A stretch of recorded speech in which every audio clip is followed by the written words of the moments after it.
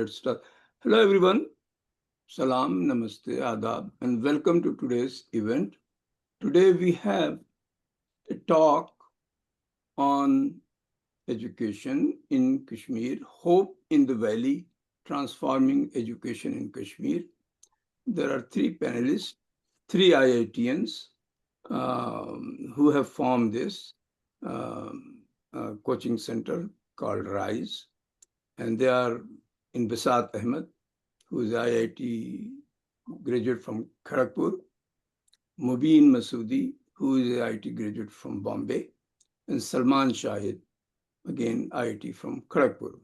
So in next slide, I have some introductory, you have Faisal, right? Second slide.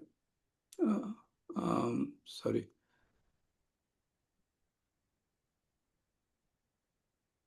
Faisal? Give you 1 second.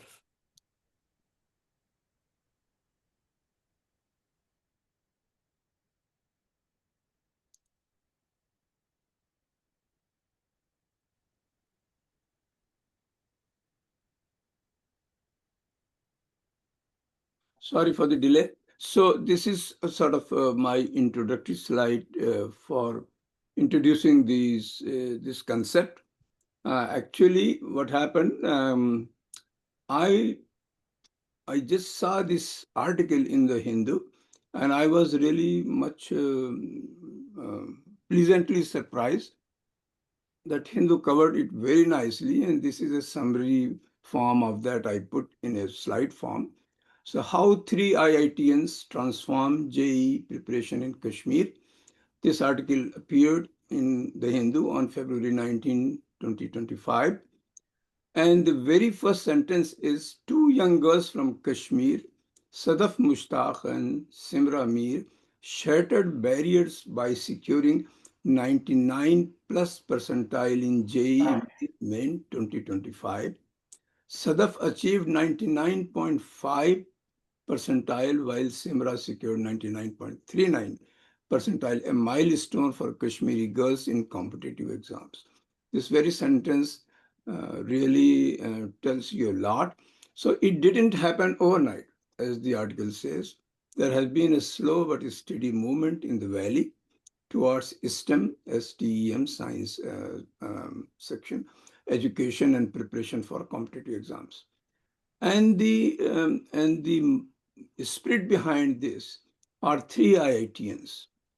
That they came together. One of them, Salman Shahid, who also received the Young Alumni Achiever Award at IIT Kharagpur last year.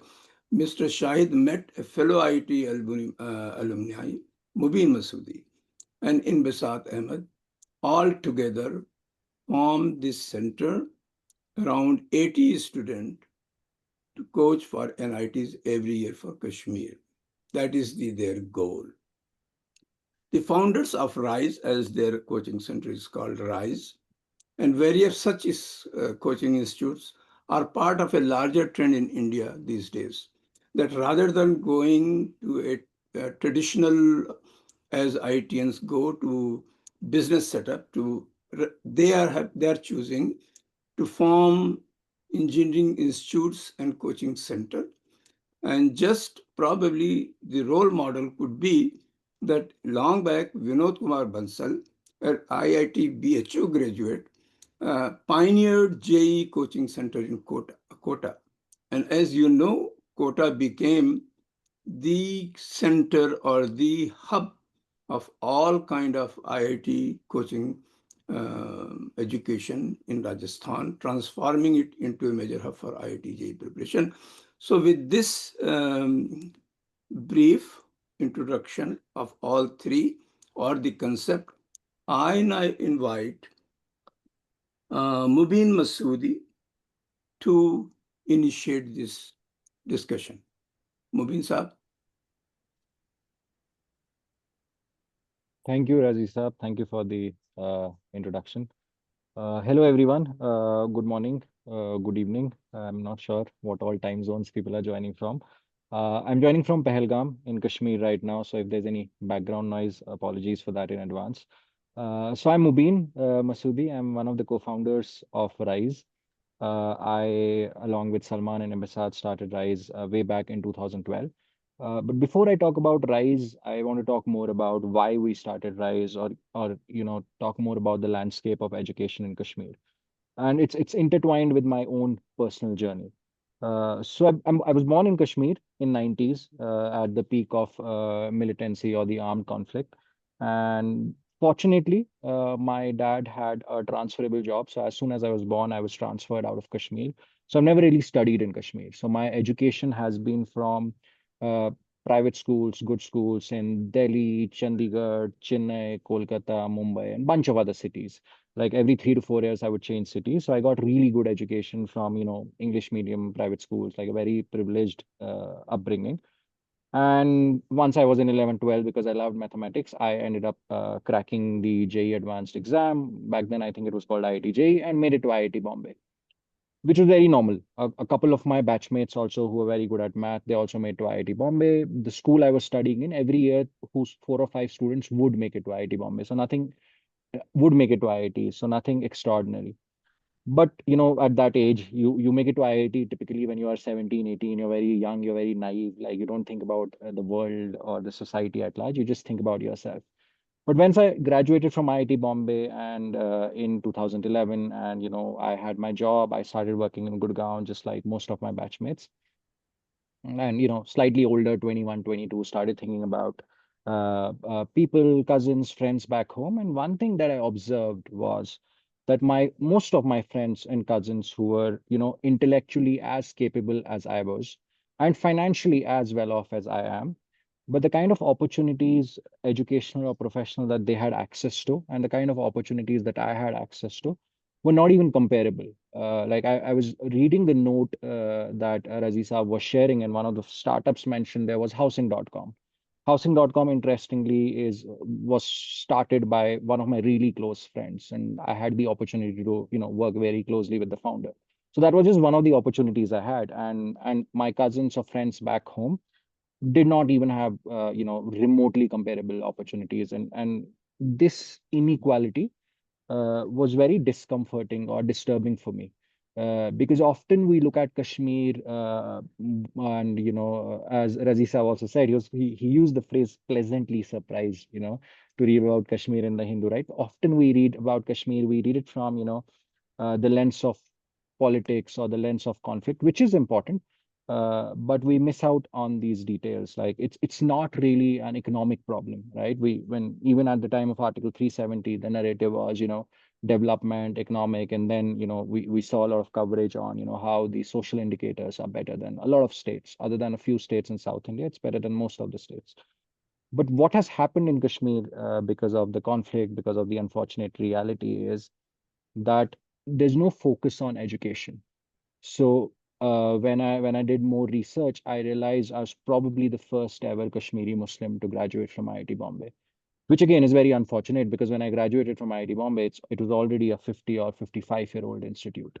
Hardly anyone would make it to IITs. People would make it to IITs, but these would be more outliers. Like these would be exception, or these would be people who were like me, who were Kashmiri, but who were fortunate enough to step out of Kashmir, go to Delhi or other cities and get education there. And it's not just limited to IITs. It was, even IIMs. Like in 2012, I got an admission to IIM Ahmedabad and Calcutta, although I did not end up joining, but did some research. Like the stats were pretty bad there as well. Like very few people, if any, make it to IIM Ahmedabad, IIM Calcutta, top universities of DU or other top universities of India, or Ivy Leagues in the US, from Kashmir. Again, there would be a few, but these would all be exceptions. So as a result, students do not have relatable role models. So to the part that I was talking earlier, where I said it was very normal for people from my school to make it to IITs, it's not normal for people from Kashmir to have, classmates or have seniors who have made it to IITs.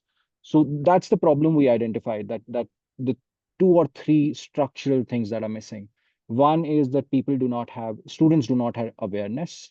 They do not have the right mentorship or support or guidance. And third, they do not have relatable role models. All these three things are very important to equalize, the access to educational opportunities.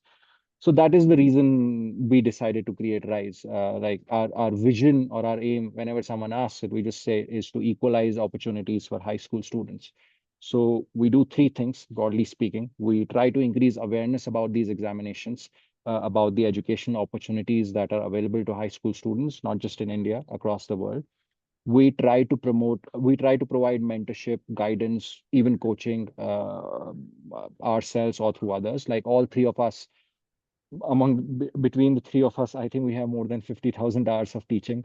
We've taught physics, chemistry, math, like whatever was asked us. Like we also taught things which we are not trained to teach, but a situation demanded. It's not that easy to get people to work in Kashmir. So we ensured we provided mentorship, and year after year, these success stories have now ensured. Now we're at phase one, where we do have, to some extent, relatable role models, and some of these names that you mentioned, right? You mentioned Simran Sadaf. Of course, it's a big deal for them. It's for individually, it's great success, but the bigger impact is now they are role models for a lot of girls in Kashmir who want to pursue STEM, who want to pursue IIT, who want to go to Stanford, Harvard, or wherever these two girls will eventually end up.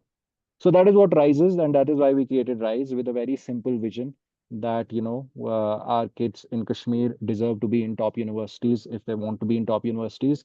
We just want to be the bridge which takes them over to those places, provided they are willing to work hard for it. So yeah, so that's my time. I would now hand it over to Salman to talk more about what exactly we do and how we function. Take your time, plenty of time, no problem. Okay. Don't be very brief. Okay. Good. No, I think I think I was very detailed. So Salman, over to you to Yeah. take it from here. Yeah. Thanks, Mubeen. Uh, so moving forward, I'll be discussing broadly uh, three areas. How are we identifying talent in Kashmir? Then, what are the challenges? And lastly, the results which we have got over the years.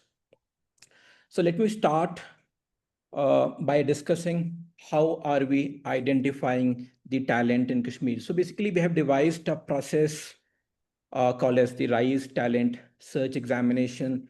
The first part is to identify talent in Kashmir who can excel, who are not getting the opportunities, who don't know about the opportunities. So as Mubeen said, the awareness level in Kashmir is very, very low. So when we started before that, every 2, 3 years, one or two students used to go to IIT, used to make it to IIT. That too, they used to study in Kota or Delhi or some other place. There was no one preparing them or guiding them in Kashmir. So the awareness levels were very, very low. So what we did was we devised this process known as RISE Talent Search Examination, where we went to each and every district of Kashmir, even the remotest parts, the remotest villages, the border areas, the border villages. We used to go there. We used to conduct awareness sessions. We used to talk to students, talk to parents, talk to teachers and the community there. Tell them about IITs, tell them about top colleges in India as well as abroad. Tell them about the opportunities which they had, because there's a lot of talent in Kashmir. What we have seen over the years is there's a lot of talent in Kashmir. There's an information divide. They don't know about the opportunities. They have not heard about IITs. The parents, the students, the teachers, they have never heard about IITs. They don't know about the opportunities in India as well as abroad. So what is needed is a mechanism to to make them aware, to tell them about these opportunities, about the top colleges and how to go there, how to enter them. So we conducted awareness sessions in almost all the districts, and we do it every year.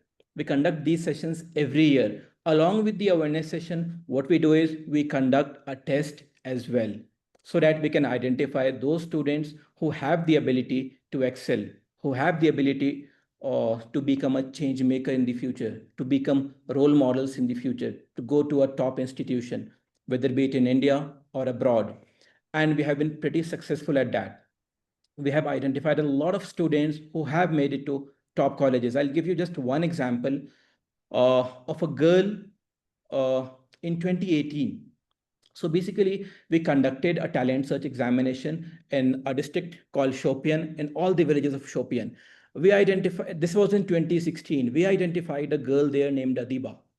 She was really very good. She topped the exam. We talked to her, we talked to her family, we told her to shift to Srinagar, where we are based, where we are located. We asked her to shift to Srinagar so that we can guide her, teach her, coach her, mentor her for 2 years. And finally, she got admission to the University of Pennsylvania. Uh, a girl from a small village, from a small town in Kashmir, getting an admission in University of Pennsylvania just after class 12th for her bachelor's was unprecedented. It was unimaginable uh, for a girl from a small village in Kashmir to go out and study. I mean, that too in US. And this happened, and we identified this girl through this rise talent search examination. She went there, she studied there on full scholarship. There are many more such students who we have identified through these exams. There are a lot of such examples. I just gave the example of Adiba, and currently obviously she is a role model for so many girls in every district of Kashmir. Her story was covered by almost all the media houses in India, the NDTV, the CNN News 18, BBC. I think there were some more news channels which covered the story of Adiba. So we conduct these talent search examinations every year, and I think we conduct these exams for almost 15,000 students every year. We try to reach around 15,000 students, making them aware of the opportunities every year. Of course, Kashmir is a place of uncertainties. So all this comes with a lot of challenges, and we have faced a lot of challenges over the years. The curfews, the shutdowns, mass uprisings, internet shutdown, network shutdown, uh, India-Pakistan war, etc., etc. Let me give you an example of 2016. Let's talk about 2016. In 2016, there was a mass uprising when Burhan Wani was killed. And since, uh, I mean, most of our team members, they are non-locals, they are not from Kashmir. Most of our team members are from outside. We had to evacuate briefly in 2016. We went back to our places, Delhi, etc., and we waited for the situation to normalize. But just after a brief period, some of us came back. Some of us came back uh, to see what is the ground situation. I mean, how are the students studying? What are they doing? So we came back so that their education doesn't stop. Of course, for a few months, the classes were completely suspended because the situation on ground was very bad. But once the situation started to normalize, we started taking classes early in the morning at around 4 a.m. because there was curfew in the day. No one was allowed to go out. There was safety risk if you ventured out. So there was no other option. If because the national level competitive exams, I mean, they take place at the same time every year. So there was no other option. We start classes in the morning of 4 a.m. and we used to finish all the classes by 6 7 a.m. and that was it. And students went back home and they stayed at home in the day. And these and such shutdowns have happened a lot of times. And there are months and months when there is a curfew, when there is shutdown, the schools are closed, students don't go to school, and most of the times uh, all the students, they are mass promoted to the next class. Just imagine, uh, I mean, a whole population not attending classes for a session, not giving exams, and they're all promoted without attending classes, without giving exams to the next class. Just imagine uh, the learning gaps which they'll have. So if you consider a student giving exam in, let us say, giving his 12th class exam in 2020, I'm sure if you count his last 12 years, he must have been mass promoted at least three, four times. So at least three, four classes he has, I mean, completely not attended those classes, not given the final exams, and uh, just promoted to the next class. And these uprisings have happened multiple times.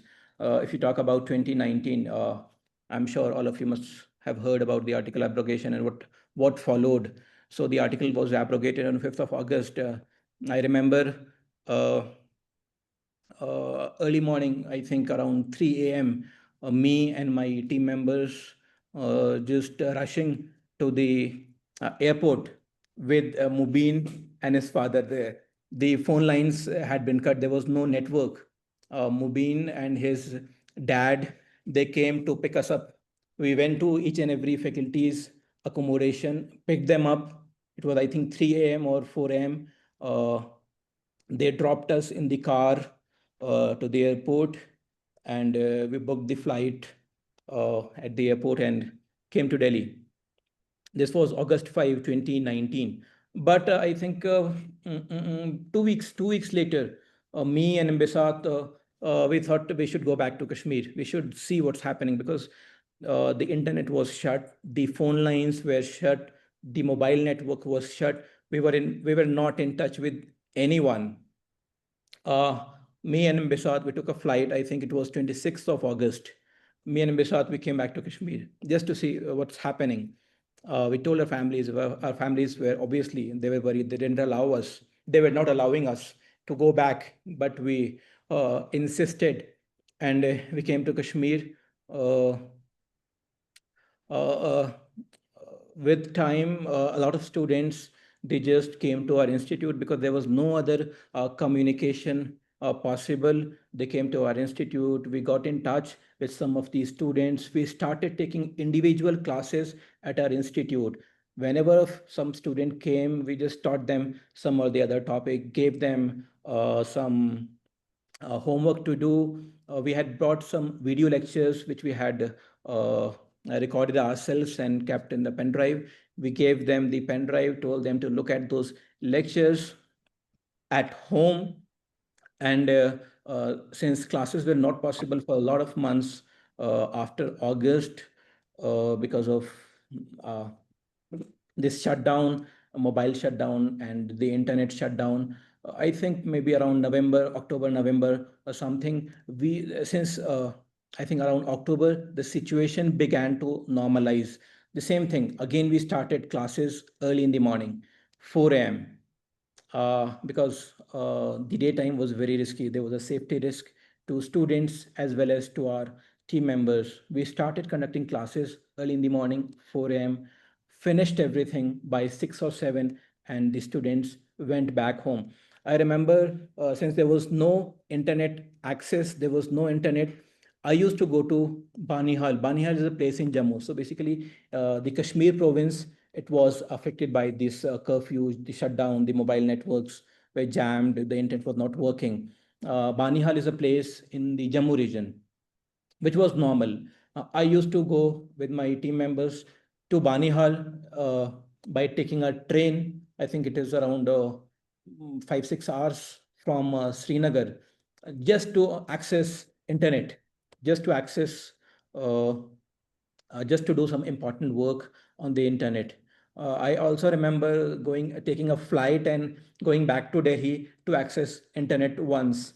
Uh, so this was the situation which we were working in, and just as the article abrogation issue eased out, came COVID in 2020, March 2020. And COVID was different for Kashmir because there was no internet access in Kashmir. So we were not able to take online classes. We were not, and now we are not able to call them at 4 a.m. also because there was complete shutdown because this was a health emergency. I mean, no one was going out. So there was no internet access. There were no offline classes. Uh, and I think maybe a few months later, the internet was restored, but that too, it was very slow internet. 2G mobile internet was restored, and it was very difficult to take online classes on 2G internet. And to solve this problem, our team made an app. We made an app which could work on 2G just to take online classes for Kashmiri students. So we are sitting in, I think, March 20, May, June 2020, unable to take classes. And to solve this problem, we are making an app uh, just to take classes in Kashmir on 2G internet. And then we started taking classes uh, online on this app known as Wise app. And there are so many instances. In 20, one major challenge in Kashmir is also recruitment. So whenever these episodes happen, one or the other team member, he just resigns or quits and leaves, because obviously, I mean, their families are concerned because of this situation. So I remember whenever during these shutdowns, whenever we went back to Delhi, one or the other team member did not come back. They just uh, quit. And this is a very big challenge. This also is a very big challenge. I remember in 2021, again, we had to briefly evacuate for a couple of months when there were a lot of non-local killings in Kashmir, especially in Srinagar, and some of them happening just within few kilometers from our place where I'm sitting now. Uh, if you talk about this year, 2025, when the India-Pakistan war took place, this year the war was taking place just few weeks before the JEE Advanced exam. Of course, the internet and all was working. Students were calling me that they're telling me, "Okay, get the exam postponed, approach the government, approach the education minister, approach the CM, just get the exam postponed. We are not able to study. There are sirens around. We are not able to focus." And this is happening just 3 weeks before the JEE Advanced exam. And just 1 week before the exam, the Srinagar center is cancelled because of the war situation. And students are in panic. I mean, what to do? They have to go to Jammu to give the exam. Uh, I mean, you can see drone attacks happening. You can see on the sky, the drones are visible on the sky. I mean, we were also very, we were just hours we're just about to leave Srinagar. Again, we were about to evacuate the next morning, but thankfully, in the evening, Mr. Trump declared the ceasefire, and and we cancelled our plans. We're just about to leave. We had booked everything because the flights were suspended. There was no flight. The airspace was suspended. Uh, we had requested by offering a lot of money to a taxi driver to just drop us to Jammu. From Jammu, we'll manage, because there was no other option to evacuate from Srinagar. Earlier, we used to evacuate through flights, but this time the flights were also suspended because of the airspace closure. But thankfully, the ceasefire happened, and then the exam, obviously, it took place on time. Students, we arranged their transportation to Jammu. In fact, we also went to Jammu to to support them, to be with them at this in this situation. and and again, the results were amazing. So I think, let us transition. These are the challenges which we have faced. Recruitment is a very big challenge. Convincing top talent to come and teach in Kashmir, to come and guide these students, is a very big challenge. Obviously, no one wants to come and work in Kashmir given the situation. Why will anyone want to work in Kashmir if they have a job in Delhi or Mumbai or a Middle East or US? I mean, no one wants to come and work in Kashmir. So this is a big challenge. Obviously, situations like these, the 2016 uprising, the 2019 article abrogation, the 2021 non-local killings, the 2025 war, uh, these create more problems for recruitment. That is why we keep on recruiting, we keep on doing the process, doing the interviews. Uh, I mean, every time, I mean, we keep a funnel of candidates. So whenever there's a requirement, we just immediately hire them.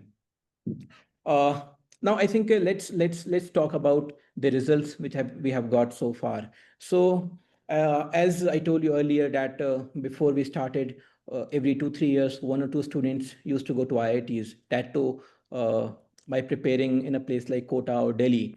The first breakthrough came in 2016 when four of our students made it to IITs. It was the first time four students went to IIT from the Kashmir Valley. And obviously, once students crack these exams, they become role models for future aspirants, for their young generation, for their juniors. And that is the year. And since then, every year, around 8 to 10 students are going to IITs. Every year, these students, they are from RISE. So we are the only people working in Kashmir in this direction. We are the only people preparing these students for these exams. So now every year, around 80 to 20 students make it to IITs. Another breakthrough came in 2018, which I told you just some moments back about this girl from Shopian, Adiba. Adiba made it to University of Pennsylvania on full scholarship for bachelor's, and she became a role model for so many more students. After that, a lot of students have gone to study abroad in Ivy Leagues in other countries as well. There was a student, Moin, who went to study at Princeton University. Just last year, there was a student, Raza Mshis, who got admission for bachelor's in University of California, San Diego. And there are many more such students. Uh, if I talk about 2025, this year, uh, the inclination, as I told you, the awareness and the inclination towards engineering and IITs is very low in Kashmir. Still, it is very low.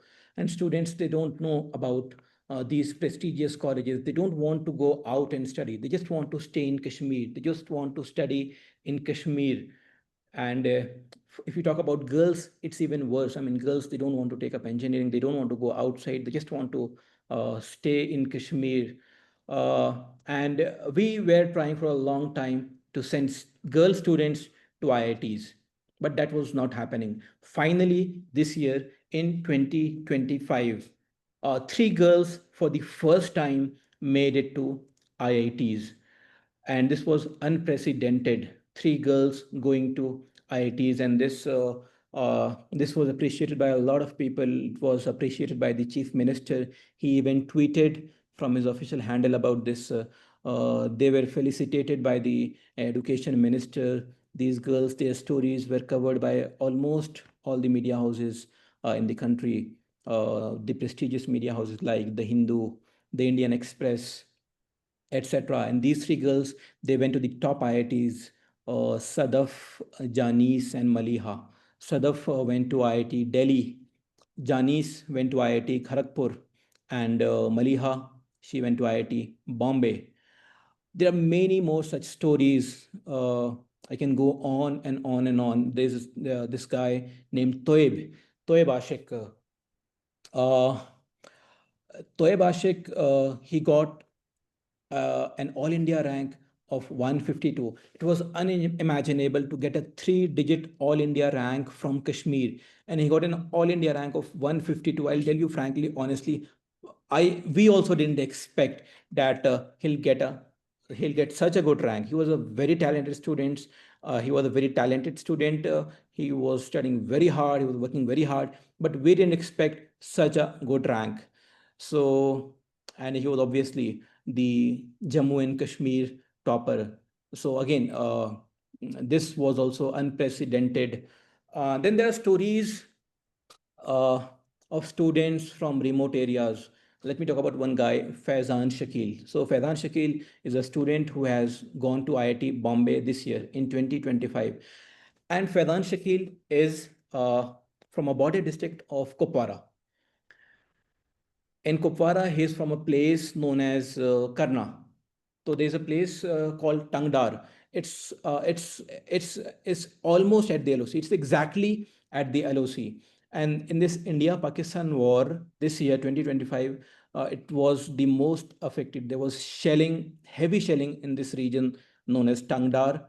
Uh, and all of the people there were evacuated to safe places. In fact, when the result was declared, and when I saw that Faizan Shakil from Tangdar had made it to IIT, uh, I went there personally.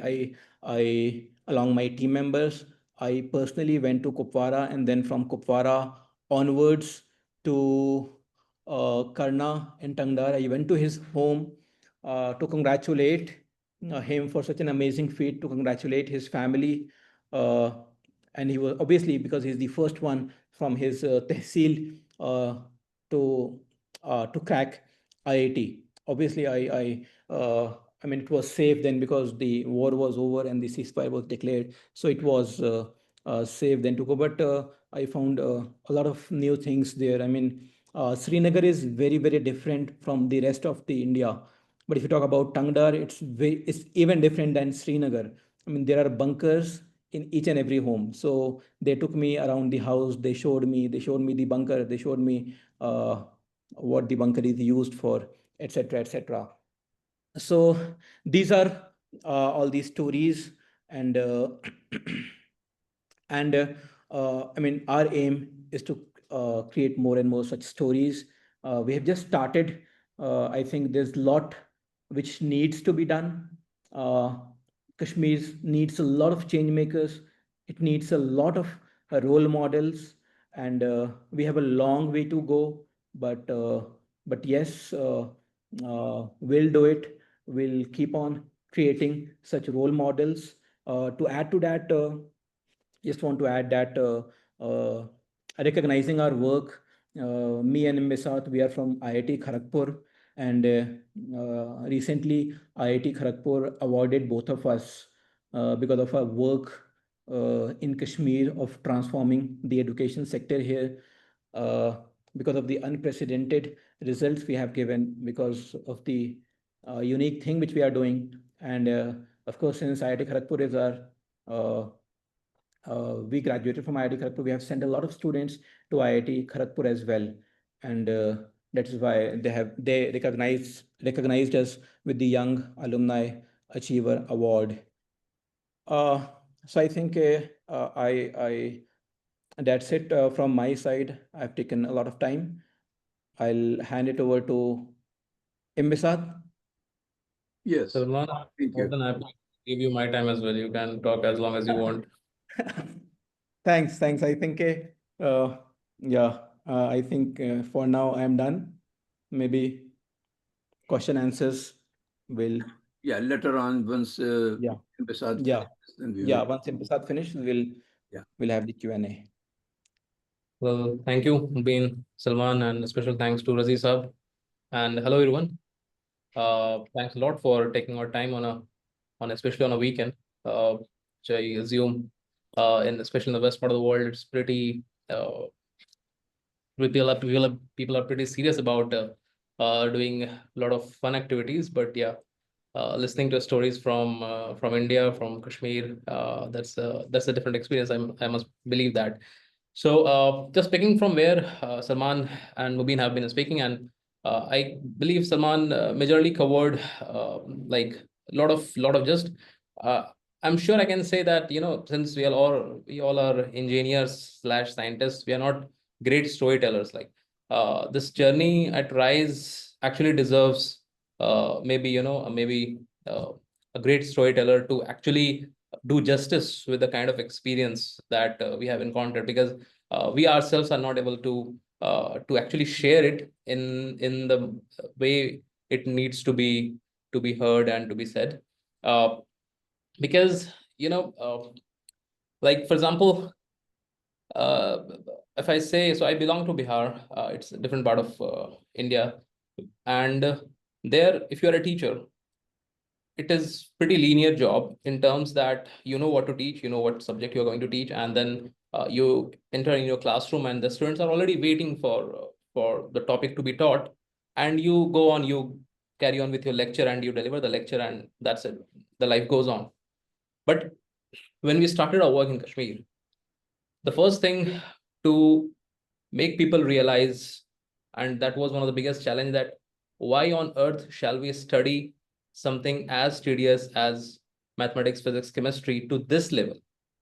Because there were not many relatable role models. So for students, it was something completely new. And for them, we were some aliens who were imposing our thought process just because we are good, we are relatively so-called good in it. And for them, it was completely confusing. It was completely, for majority of them at that point of time, it was completely sheer waste of time. That why should we approach this way? So when I used to, especially I used to enter in the classroom, and I remember initially I used to take physics. Later I started teaching both physics and chemistry.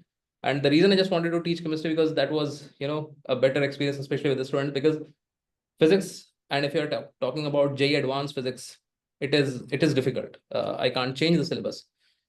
And for the students, there was not enough enthusiasm that why on earth should we do such difficult things.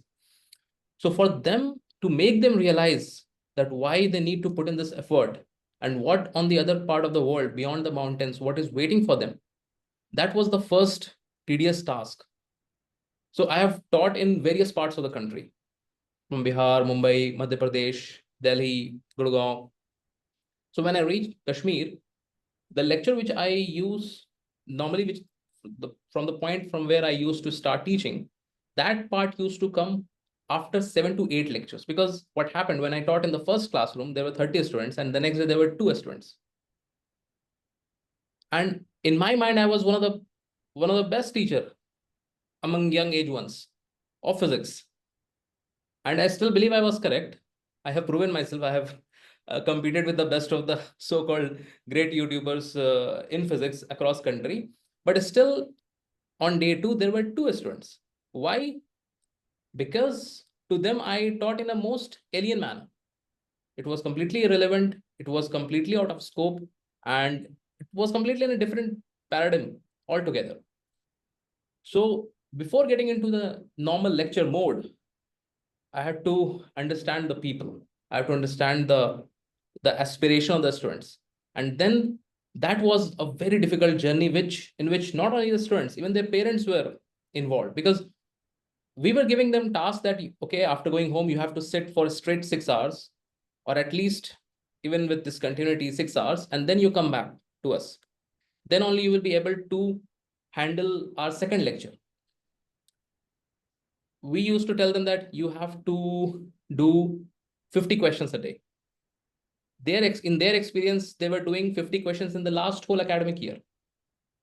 So that shift was really one of the tedious challenge. And this is what is happening, especially these days, if I compare, and maybe a lot of you can relate. So a lot of so-called entertainers have become YouTube teachers and influencers. So, giving sweet, any kind of sweet dish to anyone is a very easy task. But if you are giving someone an antibiotic and asking them to chew it completely, that of course no one will like it. So this is what is happening, and even that was the culture in Kashmir. People were teaching easy things. The aspiration was kept low, and all of a sudden we came into picture and we said, no, no, no, no, no, it's not going to happen. You have to chase something bigger. Otherwise, there is no point of Mubeen Masudi, Salman Shahid, and Imbesat Ahmad leaving the BCGs, McKinsey's, or the Deutsche Bank or Goldman Sachs of the world to come to Kashmir and start teaching there. So for me, the biggest problem was, and it still is, when I look at a lot of these upcoming YouTubers, when they teach on surface level things, they cry out most of the time sob stories. They add a lot of Bollywood music behind it and just try to catch attention of the students. And the same was happening even in Kashmir in some different form. So it was a fight even with the existing education system outside the school, the after school education system. It was a fight. And I was the one I believe, and even Mubeen and Salman in their respective subject, we introduced some difficult books. And that's what started happening, that we used to introduce this book, very famous book, that goes by the name H.C. Verma. And when the same students used to take the same H.C. Verma book to their teachers of their classrooms, they said that which idiot on planet has recommended this book to you guys? Throw this out. Just because the local teachers were not able to solve those things. And all the students and parents were coming agitating to me that, sir, are you even guiding us on the right path? And I had no proof. How will I tell them that whether I'm able to guide you on the right path or not, until the time we have created results? So at that point of time, we realized, for one day, we realized that why we are here, what we are doing. But then in the second moment, we realized that this is exactly the reason why we need to be here. Because if we give up, nobody else is going to come back to this place and telling them traveling on a very difficult path that this is what it is required to be done. If you don't do this, you don't reach where you deserve to reach. So thankfully, over a period of decade, one thing which we have been able to achieve is setting up the benchmark of aspiration way too high in comparison what it was a decade ago among the youngsters of Kashmir. And to that, we take a lot of pride. And in that sequence only, we don't just feel happy about sharing the results, the IIT selections or the NIT select, like sending 15 to 20 kids in IIT, almost close to 100 kids in NITs, more than 15 to 20 kids in the best of the medical schools in the country, close to 5 to 6 kids in US. I remember back in 2019, when Salman was mentioning about the internet ban, since I was very much engaged with a lot of students who used to apply on the Common App platform. I believe a lot of you live in states, so you must be aware of the Common App platform through which you apply to all these Ivy League schools. We used to go almost 30 kilometers away to a government center, which was supposed to be a junkyard for all the JCBs, which they used to cut ice, and it was winter time. And somehow a government officer managed to provide us internet, and with around 10-15 kids, we used to be there whole night, because in daytime we can't be there, so we have to wait when everyone, the office is shut. Then through the help of some officer there, through the help of the guard and peon there, we used to sneak into. Technically, I don't know, like if you put this video on YouTube, it can be a problem for us later, because I'm sharing these things. But somehow that was the way to only get internet. And I remember out of those 10-12 students, 5 to 6 of them ended up going to United States in different colleges.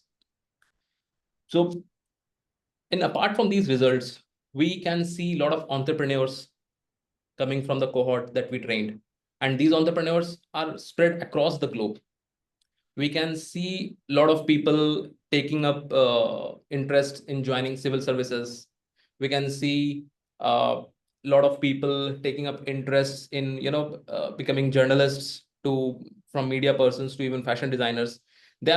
So even in our classroom, we have to fight against a lot of prejudice set up. For example, one thing, even today, a lot of parents ask that, what is your number? How much score have you achieved in your board exam? We used to be the one very vocal about it, that we really don't care about the numbers you get in your board exam, because that's not going to help you. And that was literally almost a fight between us and the parents. Parents used to point finger against me every now and then, that this guy is gonna deviate our kids. Our kids will end up doing nothing if they don't score well in board exam. I used to explain them. We used to literally have to argue a lot, explaining them that 10 years down the line, none of us remember our score in our board exam. Push your kids, let our kids learn new things and let them follow their heart. So a lot of students, though, initially joined our institute in pursuit of doing engineering entrance exam, but one thing, majority of them, even those who could not qualify, even they learned the fundamentals very well, and that helped them achieve whatever good they are doing. So in overall, you can say we don't just believe that the number of students getting into a top rank university is our achievement. Rather, people who are finding purpose in life, and or otherwise, or at least people who get a habit of working hard, even that is a success. If 90% or 99% of our students end up becoming a hard worker, becoming an honest hard worker, even that is success, because no matter what they do, they will do great. So these kind of feedback started coming to us almost 3 to 4 years down the line, when people started believing more in our effort and our strategy, and when the results started coming in. And then we thankfully, uh, being from good college, being from carrying a lot of exposure, we did not just restrict ourselves. Like, so Wise app we created as a testament to show that no challenge can stop us, can hold us back from our target. If you want to teach kids, we will find ways to teach kids. So that was the result of that determination, was Wise app, which we are currently working in. In fact, I think we are working with more than 2,000 educators apart from Rise, across the globe, and lot of those educators, like big percentage of those educators, are from the states only.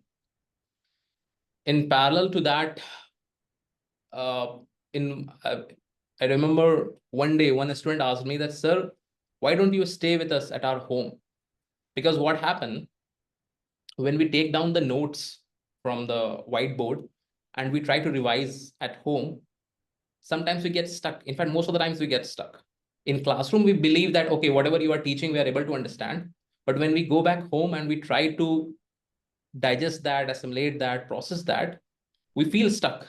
And at that point of time, it's 10 p.m., you're not there, nobody is around. Then, though we wanted to study for 2 to 3 long hours, we end up mostly in 15, 20 minutes or even half an hour. So though you are teaching something, chapter number 7, but we are still at chapter number 1 or chapter number 2. That made me thinking that this is actually a real problem. When anyone is teaching in a one-to-many setup in a classroom of 30 to 50 or 60 odd students, you will realize that on the day one of any academic session, these are all the 50 to 60 students who are very much in sync with the teacher. But 3 months down the line, 6 months down the line, you realize that hardly 5 to 10% of them are actually in sync with the teacher. For the rest, if you are teaching physics, it becomes French. Both are the same. They're just noting down. Why? Because it's very difficult for a normal student to understand 100% of everything you taught on a Monday and then capture it in her memory for a Tuesday and be ready for a Tuesday class. And since, especially in science, everything is connected, so it becomes a compounding problem. You lose 50% on a Monday, you eventually lose 60% on Tuesday, and by Thursday and Friday, the whole chapter is gone. And on the basis of chapter 1, your chapter 2 is scheduled, and accordingly, chapter 6. That's why it's a very common problem. And I don't understand why people for last 100 or 1,000 years are not been able to solve it. Is that in any academic year, even if I suggest, even if you guys try to go back slightly in your flash memory and try to remember that in any academic year, on day 1 or day 2, you were already aware that who is going to be the topper of the class. It never happened that all of a sudden somebody who ranked, maybe who was in the 50th percentile, all of a sudden came out to be the topper of the class. He or she already knew. And again, those one who are in the top 1, 2, 3, they are going to be the same one who are going to top again in the 1, 2, 3 in the subsequent academic year. So this is a very big problem in education. Ideally, it should not be. Someone else should be able to take that leap, but is not able to take that leap, not because it's a failure of the student, rather it's a failure of the system that we have created and we are following for so long years. So then, with our experience of teaching, we started building products. So another product that we ended up building in that line, that is FILO. It's like Uber for education we build. So if it is, even it's a midnight and I'm a student, I'm not able to understand something, I'll click a button and within 60 seconds, I'll get connected to a live teacher on a video call. So we said that if people can deliver pizza in 30 minutes or even paracetamol, why can't we deliver a top quality tutors? And we ended up getting 8 patents to our name in both India and the US because of the algorithm that we have developed. And today on our platform, we have more than 75,000 tutors globally. In fact, we are working with a lot of school districts in the States as well. For example, in fact, last year, Johns Hopkins University published a research paper on the impact that we have created in West Feliciana district. So something which started in the Valley of Kashmir among from 20 students in our first classroom, I remember back in 2012, 2013, has now reached to a community of millions and millions. Like we have almost more than 5 million students actively using Philo. Then, of course, we have invested a lot in AI. We have our own AI based products. And in fact, we started making AI products even pre GPT era. Now, of course, we leverage LLMs. We don't have billions of dollars in cash, so we can't create our own models and we can't train them on trillions of data. So we leverage LLMs and we have created some amazing, you can say, AI product. We call it our own super AI. And through that, we are solving problem, especially in public schools in different states in India. So maybe because of a different set of reason, but the issue which we found in Kashmir, that's not just localized in Kashmir. That is localized, that is prevalent in a lot of other underserved areas and underserved communities in the country. Since our pedagogical base was very strong, we ended up making behaviorally very sound uh, products, which normally where people don't show a lot of resentment, because especially whenever you give technology in field of education, there's a lot of resistance. If you give technology to watch, you can say videos, it's pretty easily adopted, and that's why TikTok became a phenomena. And when Instagram introduced Reels, YouTube introduced Shorts, it all became a phenomena. Because at the end of the day, people don't want to study. Study is boring. Like I don't want to study. I believe maybe for the sake of the position and the job, people can end up saying that no, I really want to study and I really want to read. So study is one thing, but for a school going student to stick to a book to score a certain number of marks, that's a different thing.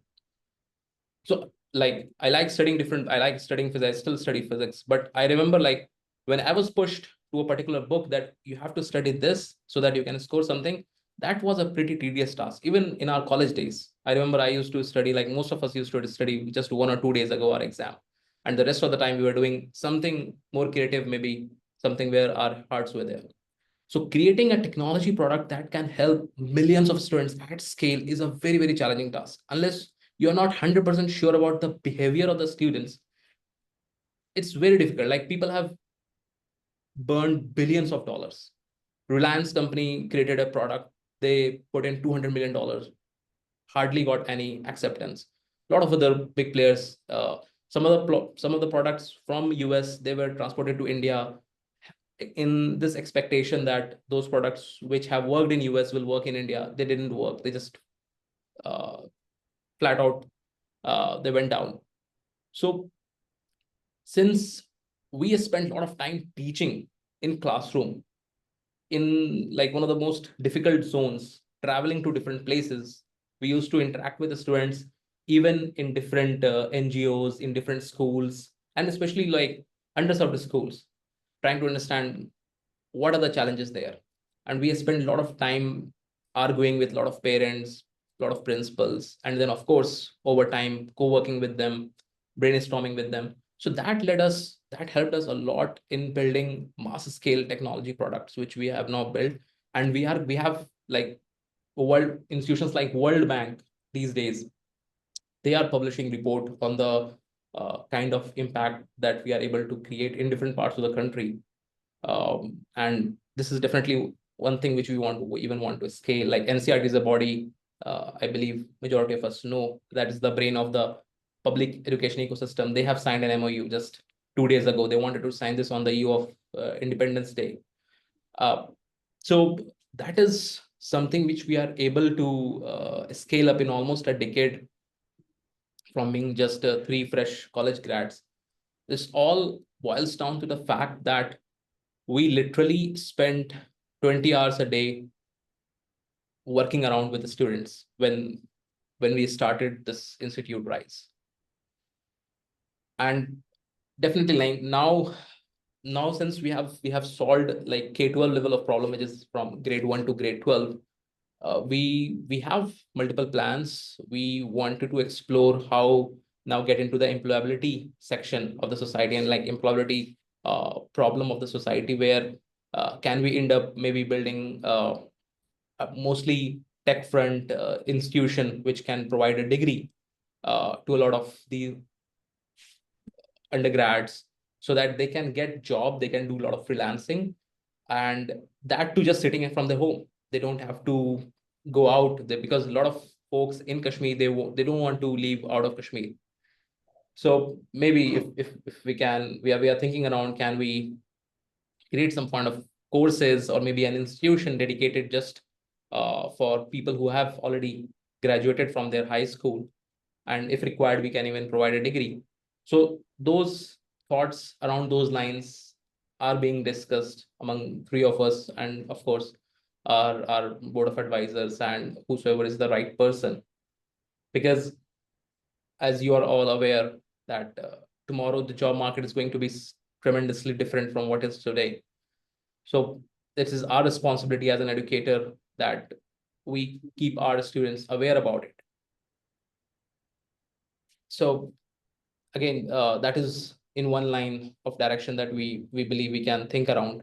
And yeah, definitely we are no better than us can guide students if we have to guide them in AI. Like if you have to make them can say AI generalist or maybe an AI engineer, we can do all of those things. But yeah, it's also a function of priority, and it's also a function of focus. And we don't want to, we can say, go very thin in multiple directions. And we have already a lot on our plate, and we have to choose the wars to whom which we have to fight. But yes, this has been a roller coaster ride for sure. I remember one incident I would just like to share, where Salman was mentioning about in 2019. So in 2019, uh, everything was shut. We came back. So till that point of time, we had a very small institute, which has only, I think, only 3 rooms or 4 rooms, and we were just moving in a much larger building. So uh, we advised our kids that you come early in the morning so that there is no disturbance on the road. You come at 5 o'clock and we will wrap you by 6. Don't bring any notebook or a bag on your shoulder. Just come with a piece of paper and a pen. And somehow we put in more number of laborers to somehow manage functional classroom at the 6th floor of our building at the top. From the outside, nobody could guess that anyone can conduct a class inside that premises. We spent almost a week, 24 hours, 24/7 work is going on. We created at least 2 classrooms in that building, somehow conveyed to our students that yes, we can now teach you. And then early in the morning from 5 to 6, we used to teach. And this, I think this continued till almost COVID hit us, which was like, of course, another challenge. So a lot of the time our students used to say that, hey sir, like, will we be able to continue our study? Will we be able to continue our classes? And what will happen to us?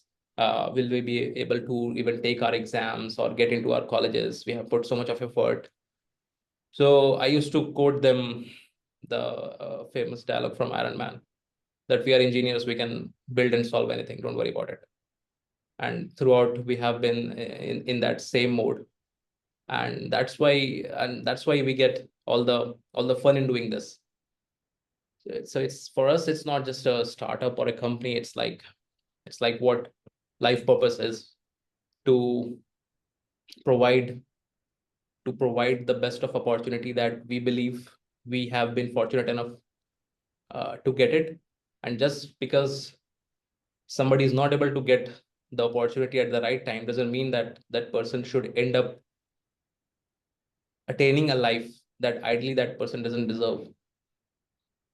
So it's all about, for us, it's all about building equity in education, uh, providing as much opportunity as we can to anyone, and making a, we can say, a fair ground to fight and win for everyone.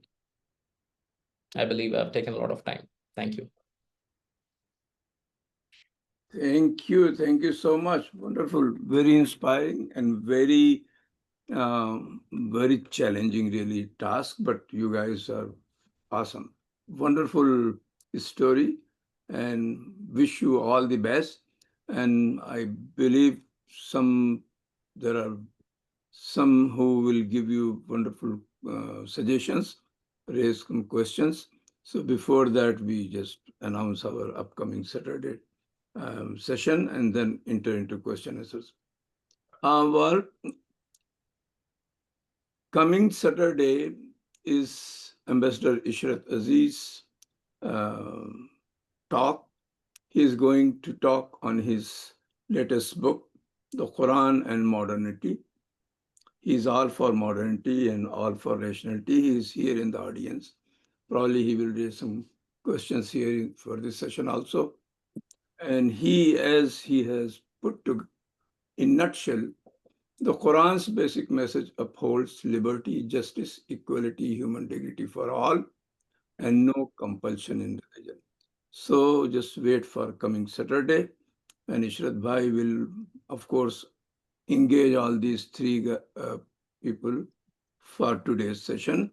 Over to Dr. Rafat Hussain for moderating question and answer session.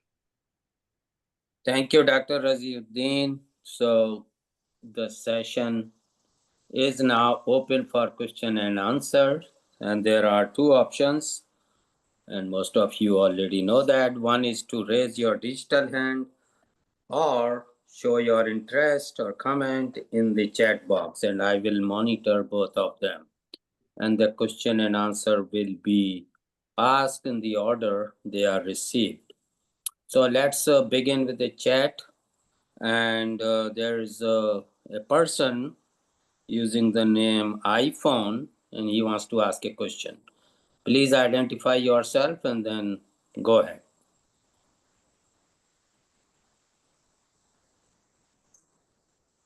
iPhone Saab. So is it me? Am I speaking?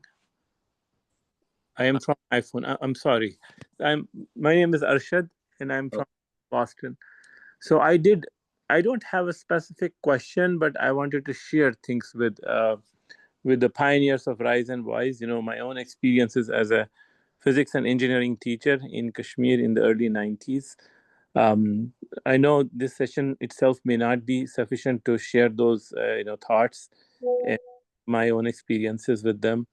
It might be a better time to schedule some other time with them, but I definitely see that to do a lot of theoretical stuff that IIT, JEE, maths and physics requires, and to get students interested in that, because I heard them saying that the biggest challenge was getting the students to understand why they have to go all through all that, and what is on the other side of the mountain, what is beyond IIT, what does it really mean.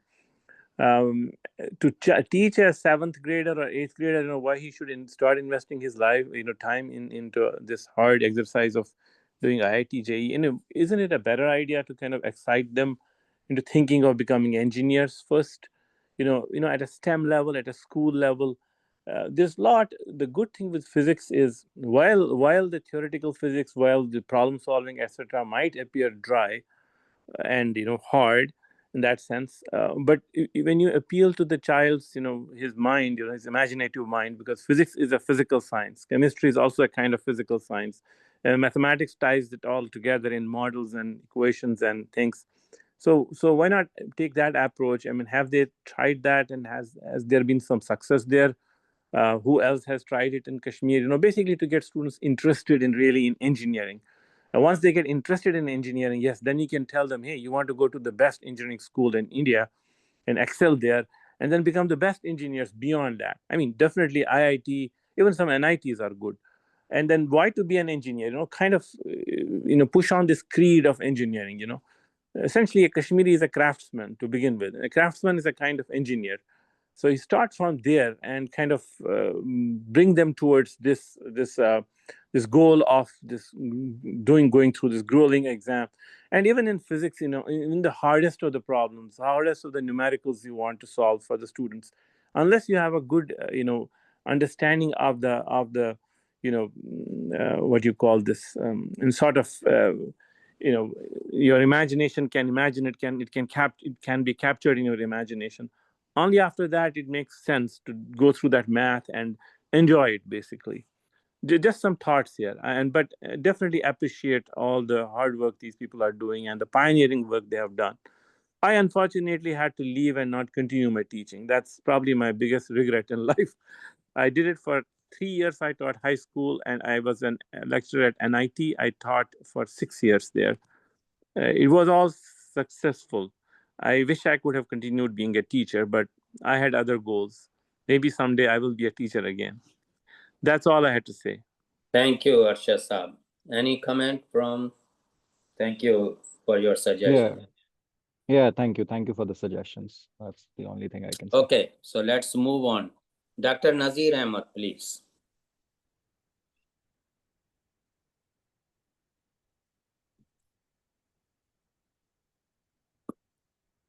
I would like to commend the distinguished panelists for the enormous work that they're doing in very difficult circumstances. Very briefly, I would like to share our own experience in the same domain. In the same time frame between 2012 and 2016, under the title of rankstudent.com, we were involved in the same process. We also introduced some products, both in southern India as well as in western UP. Some of the difficulties that we faced were the following. Number one, the availability of internet. As soon as you got away from, say, about a mile or so from the main thoroughfares in the cities, there was no internet. And that was even more so in western UP than it was so in southern Karnataka. So we put our LMS system onto local servers, and that was a little bit of a help advantage. We provided the tablets to kids, but kids decided to play games with them. Nonetheless, all of the material that we developed, which is 10 years of exams from 2006 to 2016 for JEE, Advanced JEE, NEET, is still available to my knowledge. And if you'd like to, it's available to you, no obligation, just download it, use it. We have offered it to people from Kashmir over the years, but for some reason, they've never picked it up. That's number one. The second one is that the local servers, there are still some very up-to-date, large local servers available with us in our company in Bangalore. If you're interested in it, we'll be most happy to make them available to you. Again, no obligation, nothing. Dr. Razi has my telephone number and email address. We'll be most happy to share our detailed experiences. Bottom line, we were not successful. I spent about 4 crore rupees developing and marketing it. I don't know your business model. I don't know your technical model, but I'll be glad to share what did not work. That may help you. Thank you, sir. Thank you, Nazir Saab. Dr. Iltifat Hassan, please. Thank you, Rafat. And I don't have a question. I just have a comment. I applaud I compliment the group doing for what they're doing. It's unbelievable. You are teaching people to catch the fish, not giving them food to eat to fill their stomach. So that's the way to go. Some of us on this call right now are examples of going to school, working hard, and then not only getting ourselves better, our entire family is in a much better position. So I compliment all of you and would love to get your contact information because I'm trying to do something similar at Karachi University. And if I can get some, I can get help from your experience with this. So I'll appreciate it. So I'll ask Razi for your email or your contact information. But I want to thank you all for doing what you're doing. It's unbelievable. It's absolutely unbelievable. Thank you very much. Thanks. Thank you, Doctor. The next question and little bit background from Tariq Azam. I am an engineer. Tariq Azam, IIT Madras, 1974. I have established a school in Azamgarh, Hira Public School with holistic concept of education, nursery to 12th and residential facilities to prepare students for competitive exam. This year was our first batch for any EET and JEE. Alhamdulillah, 4 of our students succeeded in NEET and 2 in JEE. The question is, in what way can our school benefit from your experience, especially to scale it up? Yeah, so I think maybe we can get in touch and we can discuss how we can help each other or how we can collaborate, or maybe we can discuss the systems which we are using, the content, the study material, the examinations, the faculty.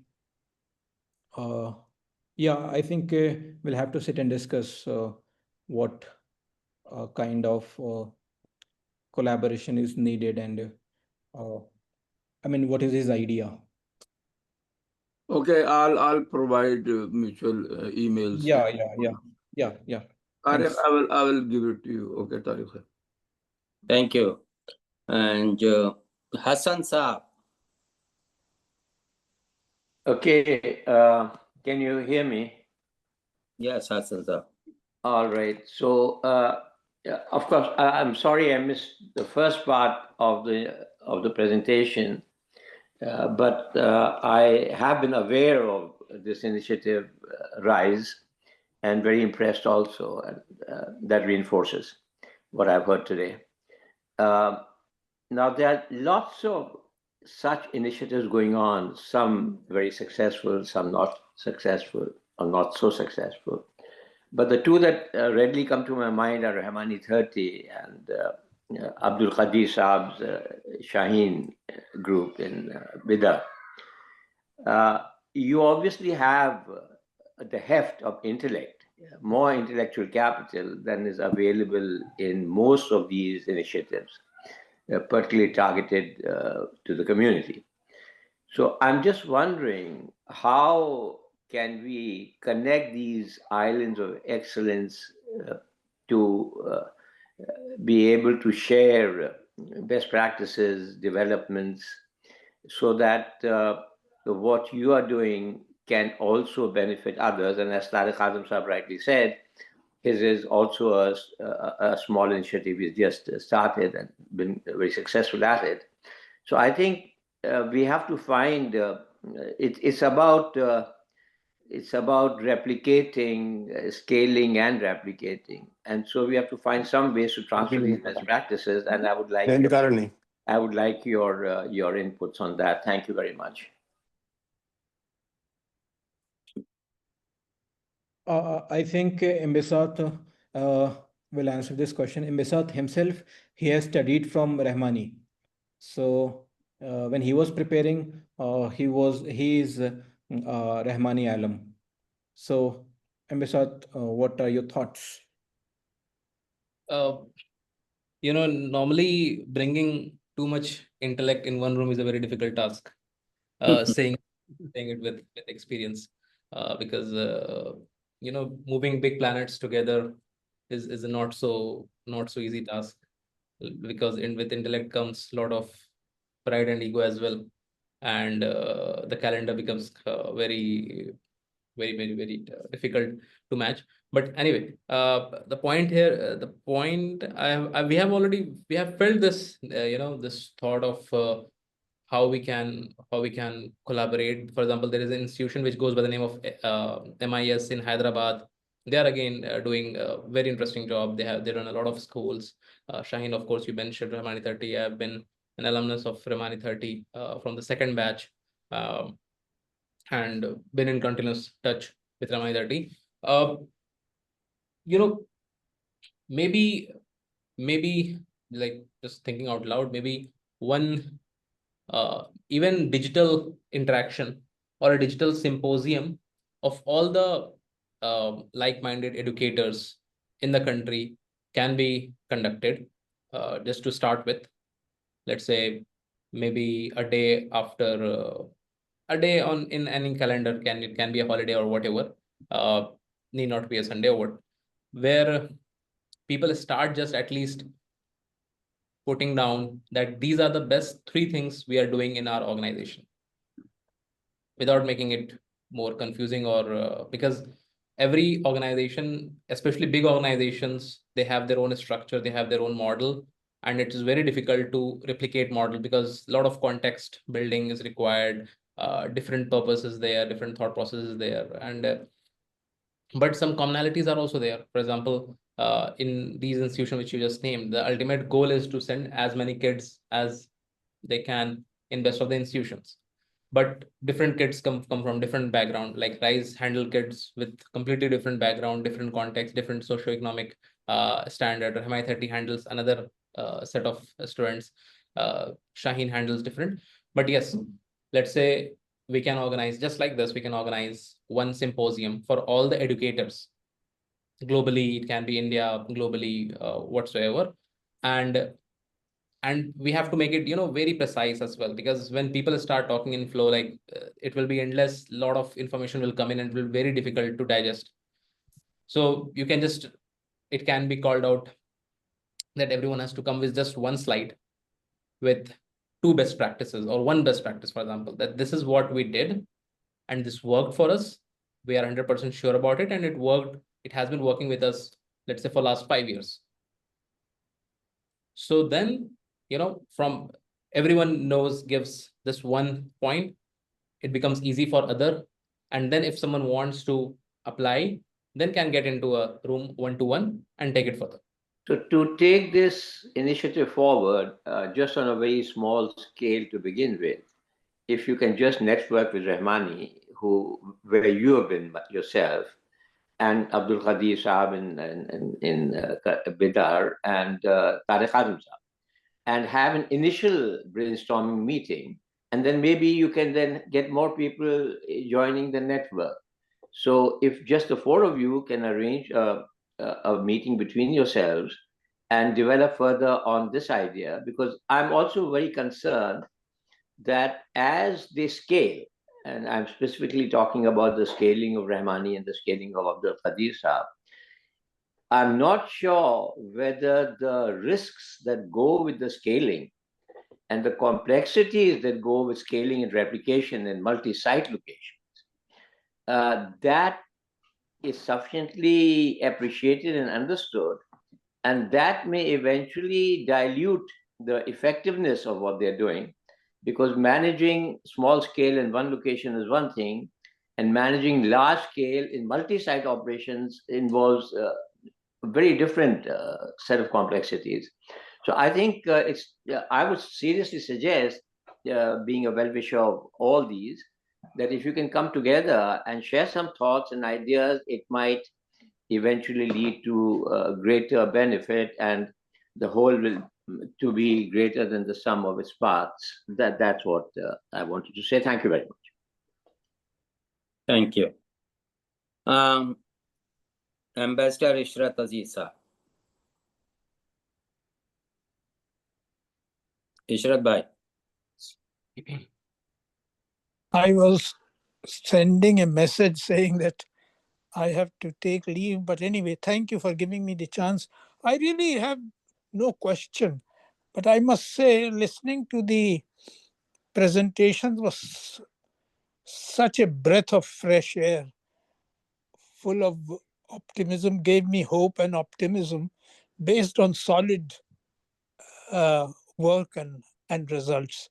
So I just want to congratulate these young men, I being more than 85 years old, who did his MA from Aligarh in 1960 and joined foreign service. And I have been a great believer in one thing. You must have vision, and there is a lot of talent and opportunity being wasted because of lack of hard work. So keep up your work. Know that you have the good wishes and whatever support can be extended by people like me. Thank you so much. It was such a pleasure listening to all of you. Thank you. आज तो आपका बिल्कुल सही topic था अशरत भाई। हाँ hard work and हाँ, तो डिसिप्लिन। मगर मैं आपको बता दूं कि I am travelling between Austin and Houston okay okay today today there is some function here with which I'm busy, and I'm being told, please take your lunch quickly so that we can get on with the function preparation. Okay, thank you. Thank you so much. So kind of you, Ishrat Bhai, that Thank you are traveling and but still decided to attend the session. Thank you. Thank you. Imtiaz Saab. Assalamu alaikum all. Thank you for taking my question. Before I ask my question, I want to congratulate and thank all the three presenters for very informative and useful information, mostly about their work on career-related education, which indeed is important. But I view education in a broader sense. I have been a teacher in the past. I taught at Aligarh University from 1961 to 62, and I taught at Regional Engineering College, Srinagar from 1962 to 1972. And then I immigrated to USA, and I'm here in the USA since 1972, plus some assignments in Indonesia, South Korea, China, etc. So, and I'm 90 plus. So obviously, from the dates I mentioned, you would know I have seen some parts of the world. Now, so my question is, as I mentioned, I'm also an engineer, and I studied engineering because of a future in this field. Now, so as far as education is concerned, in the broader, wider sense, it should open mind, encourage critical thinking, creative approach, and innovating approach.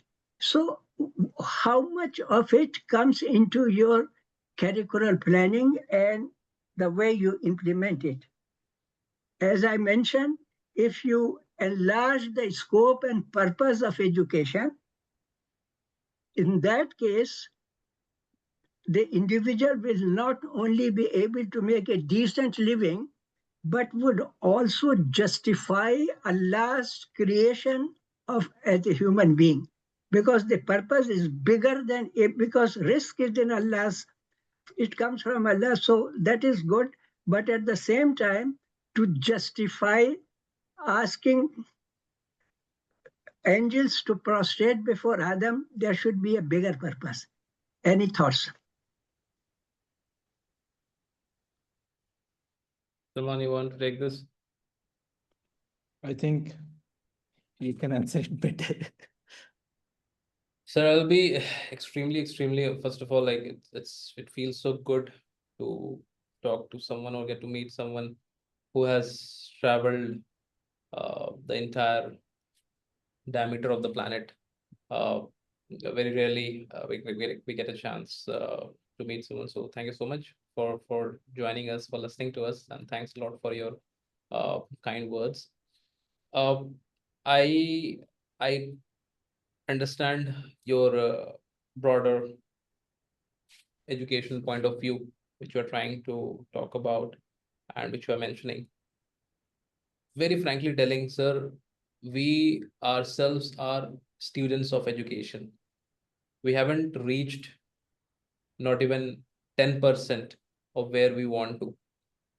Right now, we are solving some very, very specific problems. Frankly, ideally, we want to do what you're talking about, or at least we want to try to do what we're talking about.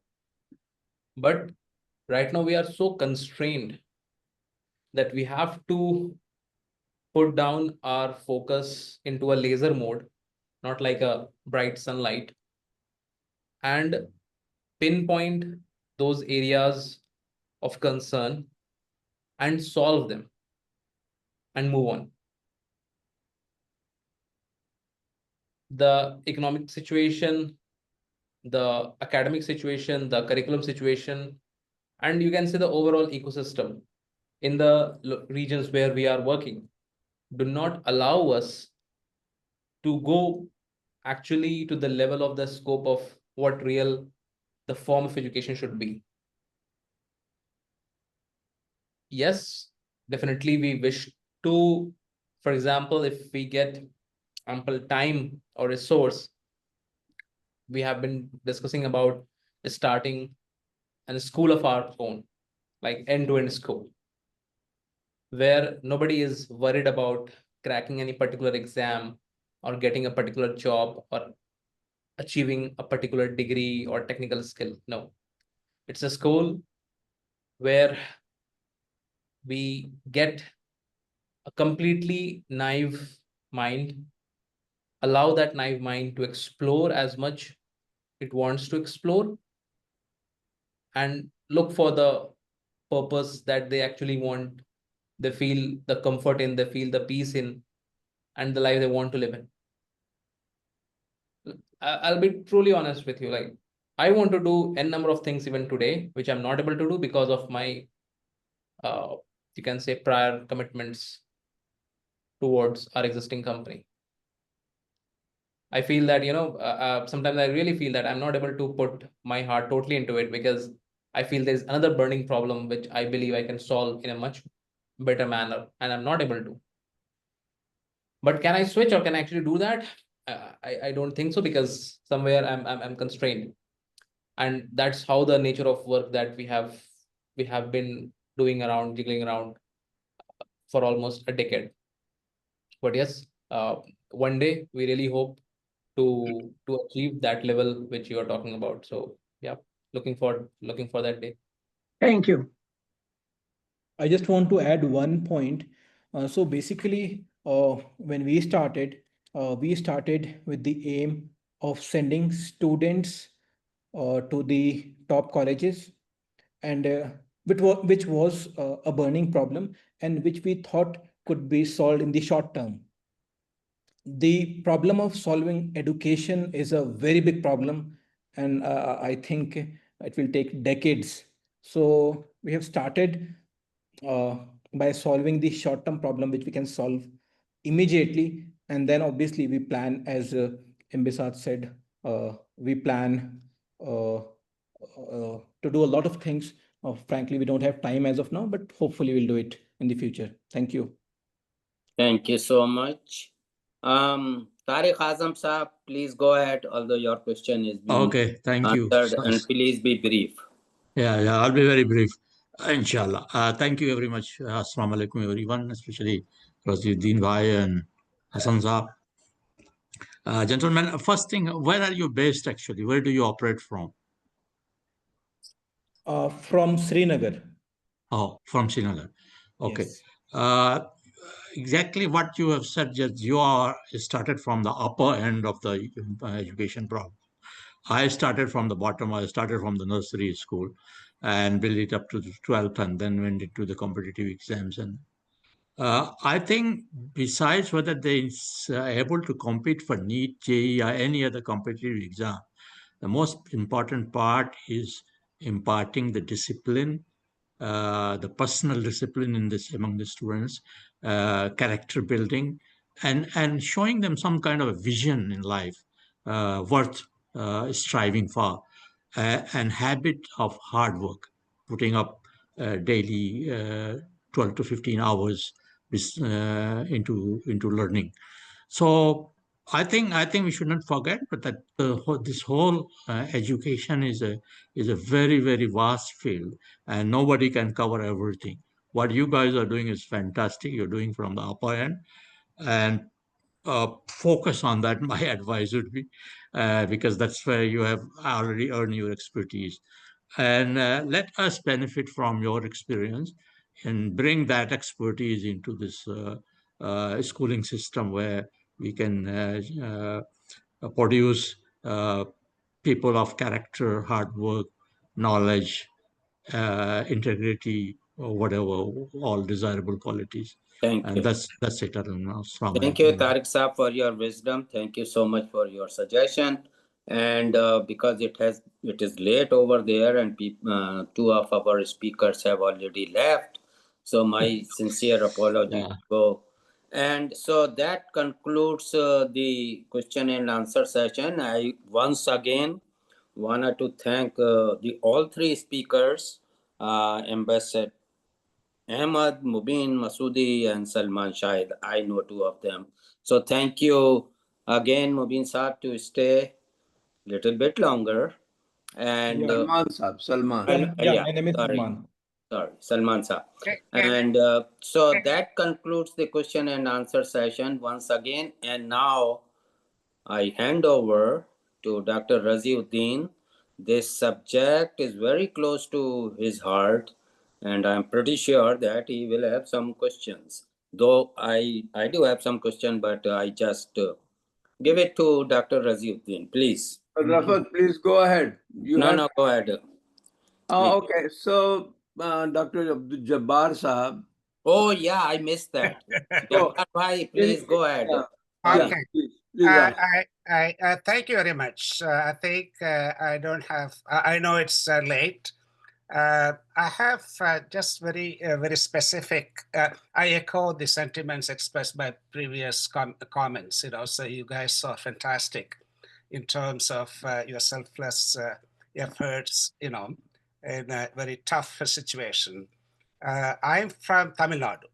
I came here. I went through a regular government school and those kind of stuff, and then did my PhD, Madre Kamaraj University. Came here in 1981. Very similar to experience Rajesh has from the north.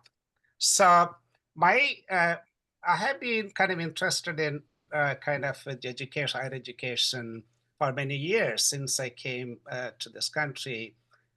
So with a reference to Madre Kamaraj University and my college, Jamal Muhammad College, now I read quite a bit about what is going on in India in higher education.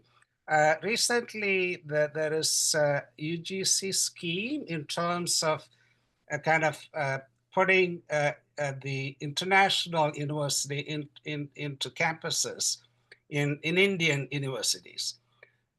So there are pros and cons in terms of how that is going to affect the local, students. So I think you guys must have thought of, about that. So clearly you're focused on the local. Also, I can tell you, I went to Srinagar 2 years ago, stayed for a week. I also went to the campus, University of Kashmir. So I saw things there. And then I think, do you have any kind of insight into how this kind of international institutions coming into Indian university campuses? So that's what I wanted to ask you about. Yeah, so I think first of all, since we are just focused on sending students to the top colleges, currently I'm not in touch with a lot of these institutions. But since I have studied from IIT Kharagpur, so when I was studying, uh, there were some collaborations with international universities. There were some MOUs where a kind of student exchange program was happening. But the international students, they were not allowed to take admission at IIT Kharagpur. But there were some MOUs where some students from IIT Kharagpur went to an international university for a few months, and students from international universities coming to IIT Kharagpur for a few months. But recently, I was in campus last year in 2024. Basically, I was awarded by IIT Kharagpur. So I was there, and I was talking to a lot of students there, and now they have started taking admissions of I mean international students who are not Indians. So I mean, of course, I feel it is a good step in the sense that what I feel, if there's diversity in the campus, it definitely helps. I'll share my experience.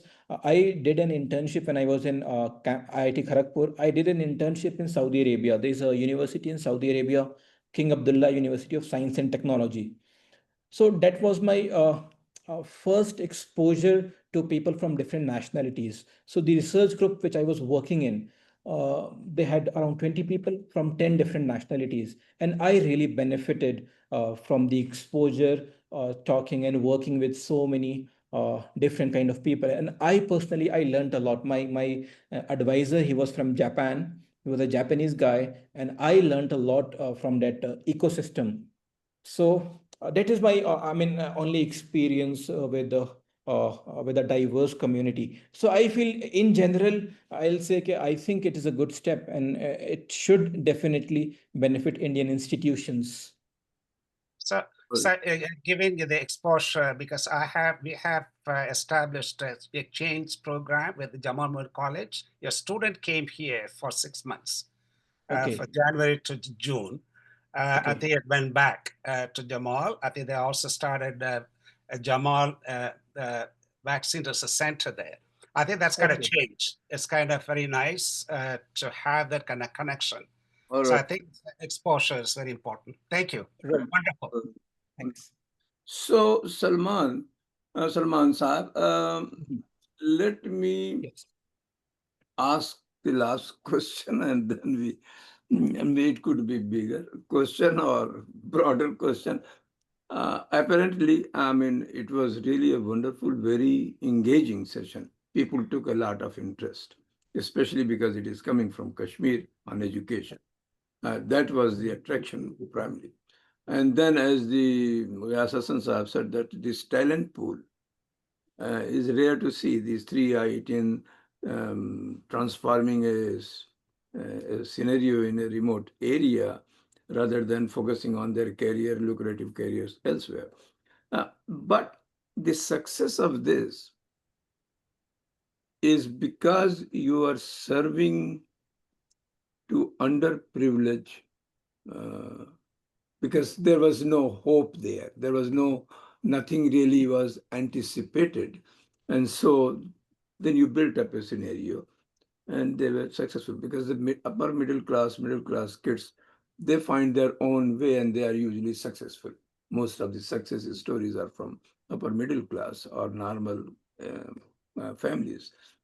So is it not part of your dream, or should it not be, to somehow get the interested individuals or groups and put this whole practice into those underserved Muslim communities or non-Muslim community, doesn't matter.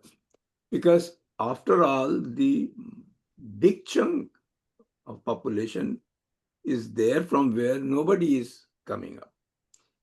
A ordinary Hindu boy with a 15,000 rupees income of his family cannot compete with another person. So it has not really Hindu or Muslim question.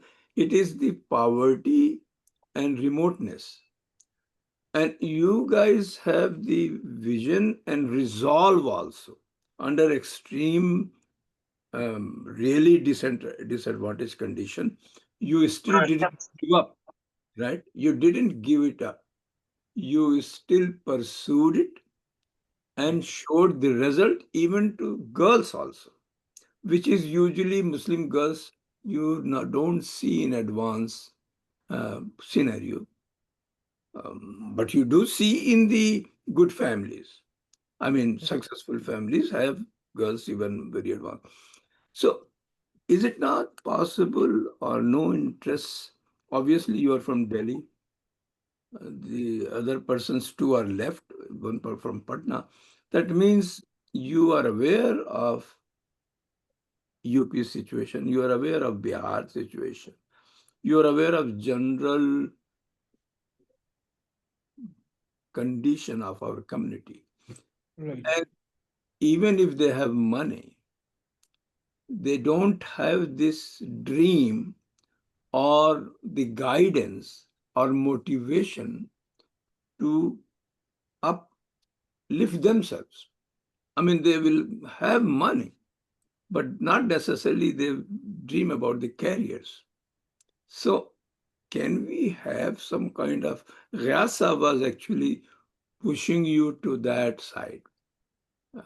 Intiasa was pushing you to the dream and utopian side, which you Right. obviously. But Yeah. but like Tariq Azam Saab in Azamgarh is doing a lot of good work. So he needs some help, or with his collaboration, you will expand also. Such kind of individuals or groups can be put in at least few places more than Kashmir. Of course, Kashmir should be your main goal. But believe me, there are many other places which have exactly same scenario, except the security and other problems. Say, for example, Eastern UP backwaters, Basti, Devariya, Balia, that kind of places. A lot of kids are very sharp, but directionless, without motivation. Maybe money can be, they can arrange something. So think about it really, because this is the first time we are coming up with some guys who don't care about their career. We don't find many such role models in Muslim communities, to tell you the truth. Not in northern India. In South India, yes, we have. We have seen it, and that's why they have become much better off than the northern side. There's no doubt about it. Even all communities, particularly Muslims, their story is more inspiring. But in the big population areas, there is a flat situation. Rahmani is one on a limited, one focus thing. But there is nothing on any scale. Maybe Zakat Foundation in Delhi, doing something on this civil services. But this is like under odd situation, under underprivileged areas, you are building up something. Are you scared of expanding? Uh, so I think that's a very good advice. And honestly, I'll tell you, okay, I mean, we also have this dream that we want to expand to different areas where the same problems are being faced by the people. Frankly, we are not afraid, but I'll tell you what happens honestly, that there's so many issues in Kashmir. I mean, it is so unstable, so uncertain. Sometimes we feel that now it is getting stable, and 1 year passes, and we feel, how now it's stable, and let's do something else, let's expand, and then something else happens, and then again we are back to square one, and again we are rebuilding things from scratch. So every 2 year there is a major problem, and we are back to square one. Uh, But that can be your challenge also to yes, resolve that if you put yes, the same scenario in a stable area where this won't Definitely. be a problem. So those kids True. can be brought or Right. convinced, their families can be convinced that, okay, Kashmir is unstable, so at least in UP or in Bihar or in Delhi, Right. you can create that. If money Yes. is the problem, I mean, if expansion in this case is money is going to be a reason, or what do you think? I mean, money should be the driving reason for restraining your scenario. Or... Yes, money is also one problem. Obviously, since we are operating in Kashmir and we are not, I mean, no, we are not a corporate or a very big company. So there, yes, money is also a problem. But yes, No, I'm if talking you about get, beyond Kashmir. If you yeah, repeat it, so obviously money yeah, is the prime reason. yes. So we'll have to pull in money from different people, and we'll have to maybe form a group or an organization, and then maybe we can set up something. Yeah, and Razim bhai, you need a committed people also, those like these three folks, Yeah, because they can't be spread all over the right. So they places you are talking are, about.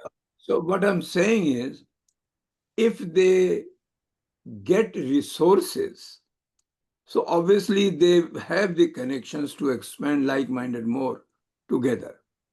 Three can be a dozen or something. I mean, it can be always, because those also a comfort level should be there for them. Everybody will not leave their lucrative job and come like you to do that. But there still are idealist dreamers who can come together, but at least they should see a resourceful.